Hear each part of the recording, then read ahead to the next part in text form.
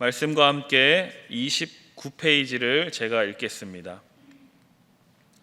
오늘 본문은 미래의 종말론적 영광에 대한 확신에 초점을 맞춥니다. 우리가 받는 고난은 장차 다가올 영광에 비하면 아무것도 아닙니다. 우리가 고난을 이기는 방법은 장차 우리에게 나타날 영광의 무게를 아는 것입니다.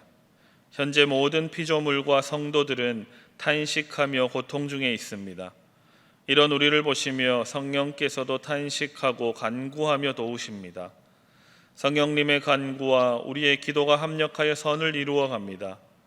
하나님께서는 그의 구원 계획대로 우리를 미리 아시고 정하시고 부르셔서 의롭다 하시고 영화롭게 하실 것입니다. 하나님의 구원 계획은 중간에 포기되거나 실패하지 않습니다. 아멘. 오늘도 하나님께서 말씀을 통해서 우리 모두에게 깨달음과 은혜를 주시기를 소망합니다. 아멘. 그러면 오늘 우리가 읽은 이 로마서 말씀을 통해서 하나님께서 주시는 기도 제목 2가지를 함께 생각해 보도록 하겠습니다. 먼저 첫 번째로는 하나님 창조하신 온 세계가 회복되어서 주님을 찬양하게 하소서 우리는 기도해야 합니다. 우리가 잘 아는 것처럼 태초에 하나님께서 온 세상을 창조하셨습니다. 그리고 그 창조된 세상을 우리에게 주시면서 이 세상 만물을 잘 다스리라 라고 명령하시고 부탁하셨습니다. 그래서 우리는 하나님의 청지기로서 하나님을 대신하여서 이 세상을 통치하고 다스리는 그런 사람들입니다. 그런데 오늘 세상을 보면 전쟁과 기근이 끊임없이 일어나고 수많은 사건, 사고와 죽음의 소식들이 각지에서 들려옵니다. 오늘 본문도 그러한 상황을 잘 말하고 있습니다. 오늘 우리가 함께 읽었던 본문 22절 말씀을 다시 한번 읽어보도록 하겠습니다. 로마서 8장 22절입니다. 함께 읽습니다. 피조물이 다 이제까지 함께 탄식하며 함께 고통을 겪고 있는 것을 우리가 아느니라. 아멘. 잘 아는 대로 우리나라는 한강의 기적이라고 불리며 세계적으로도 유례가 없는 아주 단시간에 엄청난 발전과 번영을 이루어냈습니다. 이 모든 것이 하나님의 은혜인 줄 믿습니다. 또한 여기 앉아 계시는 성도 여러분들의 기도와 헌신으로 인해서 우리가 이렇게 지금 자유로운 세상에서 마음껏 하나님을 예배하기도 하고 또 일상의 하루하루를 감사함으로 살아갈 수 있게 되었습니다. 그런데 이러한 번영과 발전 이면에는 어두운 그림자들도 있습니다. 필요 이상으로 더 가지려고, 필요 이상으로 더 누리려고 하는 인간의 절제되지 않은 욕망으로 자연의 파괴와 환경의 오염이 발생한 겁니다. 말 못하는 동식물들의 희생이 있는 것입니다. 제가 어렸을 때만 해도 맑은 날에는 하늘이 참 쾌청하고 선명했습니다. 하지만 이제는 미세먼지와 황사를 비롯한 공기의 오염으로 맑은 하늘을 볼 수 있는 날이 급격히 줄어들었습니다. 이뿐만이 아니라 이 과도한 자연의 사용과 무분별한 이용으로 우리가 살고 있는 이 지구는 신음하고 있습니다. 벌써부터 참 많이 덥습니다. 폭염주의보가 내리기도 하고 유례 없이 무더운 여름이 될 것이라고 합니다. 북극권 지역인 시베리아의 6월 평균 기온이 평소보다 예년보다 18도나 높은 38도에 육박했다는 뉴스를 최근에 보았습니다. 1월 평균 기온이 영하 42도로 세계에서 가장 추운 북극 마을에 때이른 폭염이 찾아오는 등 세상은 이상고온의 현상이 일어나고 있습니다. 지구 온난화가 가속되고 있다고 합니다. 북극의 빙하가 점점 녹아서 해수면이 높아지고 있습니다. 그래서 아주 낮은 해수면에 위치하고 있는 섬나라들은 점점 물에 잠기고 있고 이로 인해서 생태계가 변화되고 있고 동식물들이 말 못할 고통에 처해 있습니다. 이뿐만이 아닙니다. 이 불균형한 대기 환경으로 인해서 각종 자연재해가 발생하는 빈도도 점점 높아지고 있습니다. 우리가 지난해 말 올해 초만 생각해봐도 호주에는 이 자연적으로 발화한 불로 인해서 유례없는 산불이 무려 6개월 동안 지속되었습니다. 호주의 상징인 캥거루나 코알라와 같은 이 동물 약 12억 마리가 죽었다고 합니다. 상상이 안 되죠. 12억 마리. 뿐만 아니라 많은 면적에 자라고 있던 나무와 식물들이 다 타버렸습니다. 어디 이뿐이겠습니까? 몇 년 전 소식입니다. 인도네시아나 일본에 닥친 쓰나미는 많은 인명피해와 또 방사능 유출로 추가적인 피해를 입히고 있는 등 하나님께서 우리에게 아름답게 창조해 주셔서 허락하신 이 피조 세계는 날이 갈수록 더욱 신음하고 고통을 호소하고 있습니다. 그런데 우리가 최근에 코로나19의 상황을 맞이했습니다. 코로나19 사태가 발생하면서 사회적인 거리두기, 또 각 나라마다 기존의 생산 활동 및 에너지 사용에 있어서 제한이 생기면서 사람들은 어쩔 수 없이 제한된 삶과 축소된 이 활동 반경에 불편함을 느끼지만 오히려 자연 만물은 회복되고 있다는 소식이 간간히 들려오기도 합니다. 무슨 말입니까? 인간이 이 자연을 하나님 대신해서 다스리고 가꾸어 가야 하는데 오히려 하나님 창조해 주신 이 자연 만물을 과도하게 사용하고 무분별하게 파괴하고 고통스럽게 하고 있다는 겁니다. 그래서 이 코로나19의 상황이 안타깝고 참 힘든 상황이긴 하지만 이로 인해서 인간들의 활동이 잠시 제한되고 중단되자 자연이 회복되고 있다는 겁니다. 그런데 지금으로부터 2000여 년 전에도 이 사도 바울은 피조물들이 고대하는 바는, 피조물들이 기대하는 것은 하나님의 아들들이 나타나는 것이라고 말씀하고 있습니다. 우리가 지난 월요일부터 읽어왔던 이 로마서 7장과 로마서 8장 전반부를 통해서 알았던 것처럼 예수님을 믿음으로 구원받은 하나님의 자녀들이 이 인간 사회뿐만 아니라 피조세계 전체를 하나님 뜻에 따라 다스려 주기를 온 세상 자연 만물이 원하고 있다는 말씀입니다. 사랑하는 성도 여러분, 우리는 예수님을 믿음으로 구원받았습니다. 그리고 구원받은 자로 예수님처럼 이 땅을 다스리며 살아가야 할 책임이 있습니다. 구원받은 자는 예수님처럼 자신이 가는 곳마다 생명이 살아나도록 하는 그러한 사람인 줄 믿습니다. 아멘. 여러분, 구약에 에스겔이라는 예언자가 있습니다. 에스겔은 환상 중에 이런 장면을 보았습니다.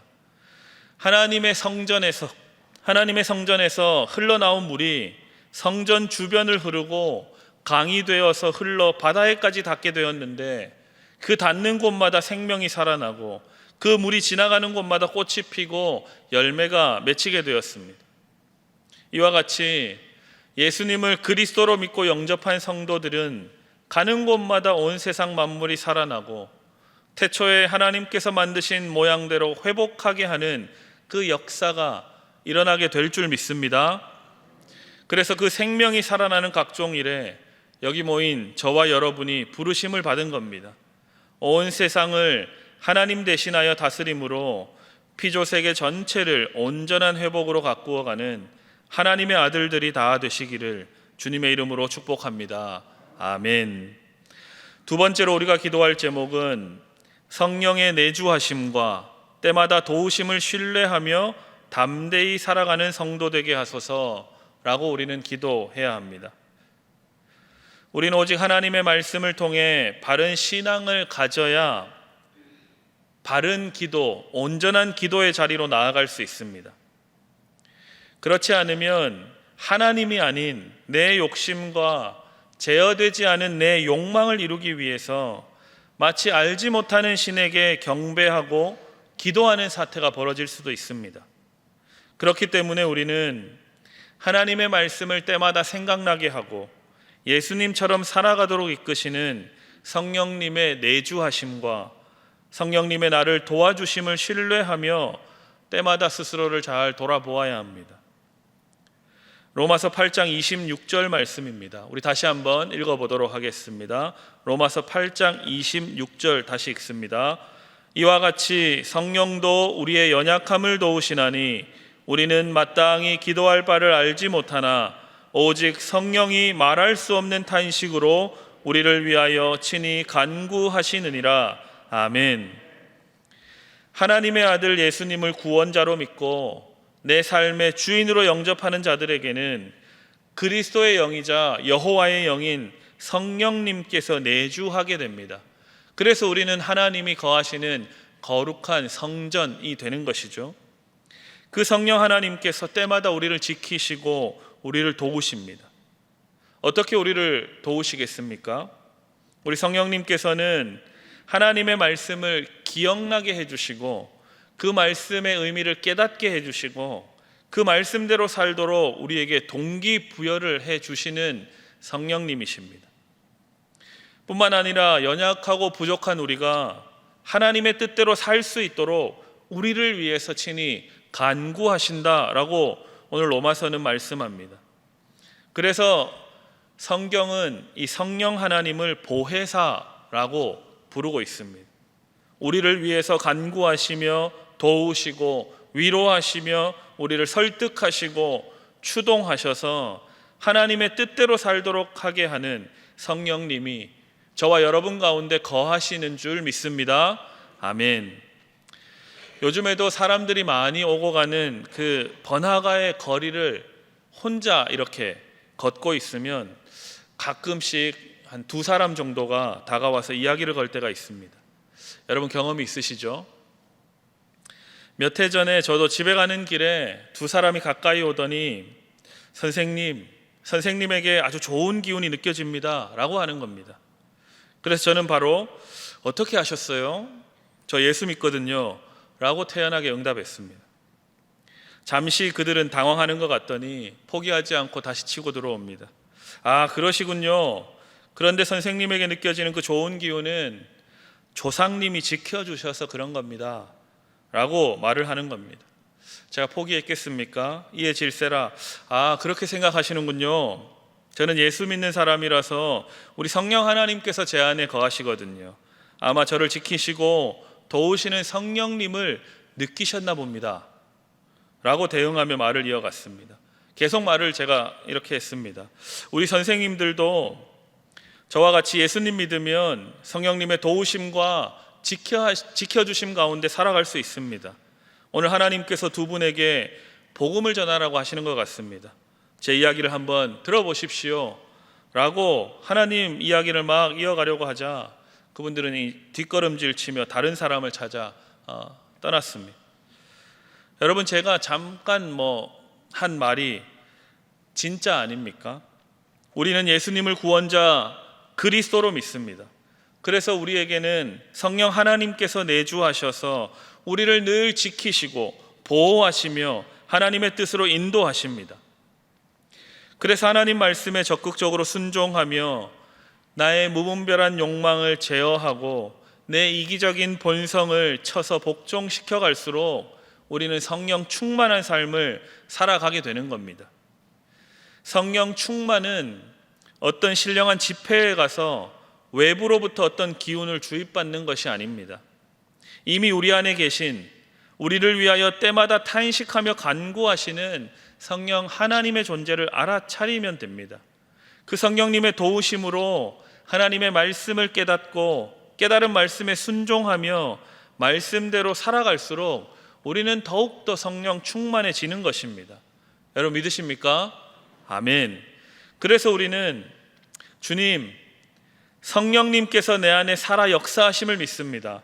오늘도 성령님의 인도하심에 따라 살아가게 도와주십시오 라고 기도하는 겁니다. 이것이 바로 우리가 자주 기도하는 하나님 성령 충만을 주시옵소서 라는 이 기도의 구체적인 의미입니다. 하나님의 말씀에 내 말과 내 행동과 내 삶을 비추어 보아서 주님의 뜻에 합당한지 아닌지를 내가 분별해내는 겁니다. 성령님의 도우심을 받아서 말입니다. 하나님을 믿고 예배드리지만 무분별하게 살면서 하나님이 잘해 주실 거고 모든 것이 하나님의 뜻이라고 하면 안 됩니다. 나를 지키시고 도우시는 성령님의 내주하시고 나를 도우시는 그 하나님의 음성을 잘 분별해서 담대하게 말씀의 진리에 합당한 삶을 살아가는 성도들 다 되시기를 주님의 이름으로 축복합니다. 아멘. 우리 말씀의 교훈을 생각하면서 함께 기도하도록 하겠습니다. 첫째로는 하나님 창조하신 온 세상 만물이 회복되어서 주님을 찬양하게 하여 주옵소서라고 기도하시고, 두 번째로는 성령님의 내주하심과 도우심을 신뢰하며 담대히 이 하루를 살아가게 해 주십시오라고 기도하시고, 마지막으로는 코로나19의 상황에 지혜롭게 하나님과 이웃을 섬기는 신일교회 되게 해주시고, 특별 새벽 기도회를 기도로 준비하시는 우리 위임 목사님을 위해서, 그리고 오늘 저녁에 있을 수요 기도회 가운데 또 개인의 모든 기도 제목을 놓고 우리 다 같이 기도하시겠습니다. 주여 믿습니다. 주여 믿습니다. 주여 믿습니다.